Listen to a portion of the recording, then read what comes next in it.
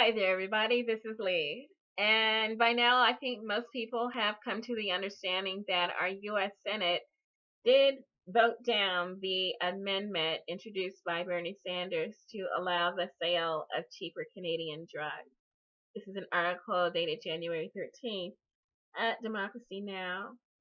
And so during Wednesday evening night's Senate session, more than a dozen Democrats voted against Bernie Sanders' amendment that would have allowed pharmaceuticals or pharmacists to import drugs from Canada, often at a fraction of the cost that people in the United States pay. And so Bernie Sanders introduced that. Bernie Sanders caucuses with the Democratic Party. Unfortunately, as with the GMO dark labeling bill, certain members of the Democratic Party actually voted against Bernie Sanders' interests, which would have been our interests, since Bernie Sanders often speaks directly for the people, being a populist and an independent who caucuses with the Democratic Party. And so among the 13 Democrats who voted against Bernie Sanders' amendment was Cory Booker. And people celebrated Cory Booker, the senator from New Jersey, because of his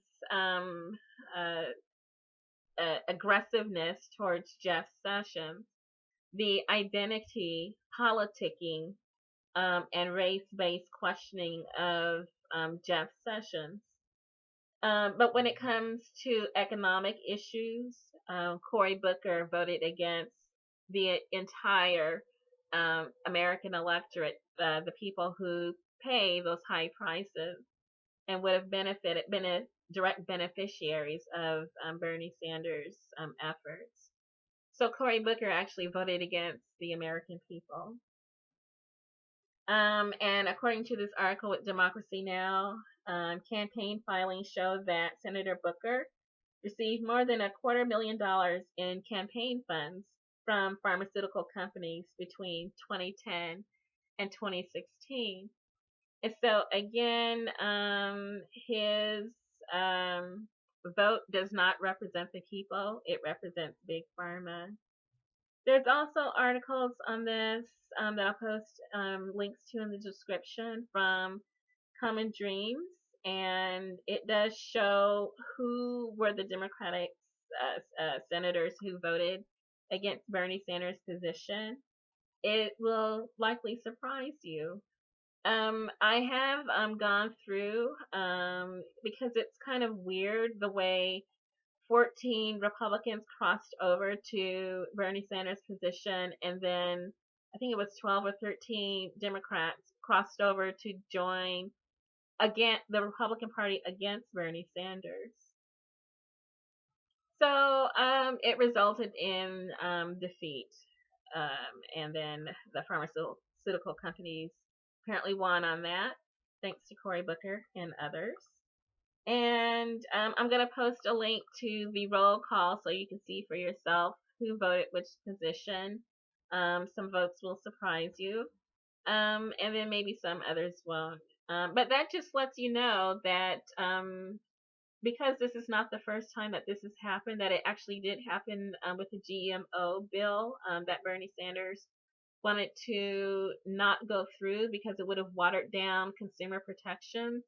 And then the people he caucused with undermined his position, just like they undermined his position on this.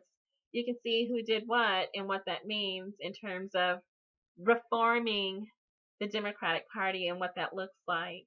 It looks like this. Interestingly enough, Donald Trump spoke out against the high cost of prescription drugs and the fact that drug companies were opportunists and they were taking advantage due to the influence of lobbyists in Washington, D.C., lobbying our Congress, lobbying Cory Booker and others. So Donald Trump's position was actually closer to Bernie Sanders than certain members of the Democratic Party.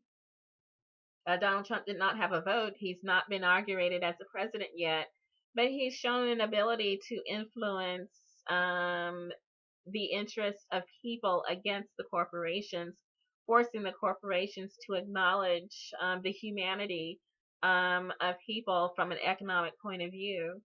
Um, Identity politics are one thing, but class and economic politics are entirely another. This is a class-based issue in which the oligarchy sided against the American public, while Bernie Sanders sided with the American public, and so did Donald Trump, speaking out against the lobbying and the high cost of drugs and how he wanted to bring those costs down. So we'll see what results and what actions are taken despite the defeat of this amendment. If there's some kind of alliance that can be formed, at least on populist issues, class issues between Bernie Sanders and Donald Trump once he takes office. So I'll let people read through that and learn more about the issues and how they affect themselves if they are directly affected by the high cost of drugs. It might be of interest to see who's voting for you and who's voting against you and how you can proceed from there in 2018 when it comes time for you to make your own votes on Congress. Good luck.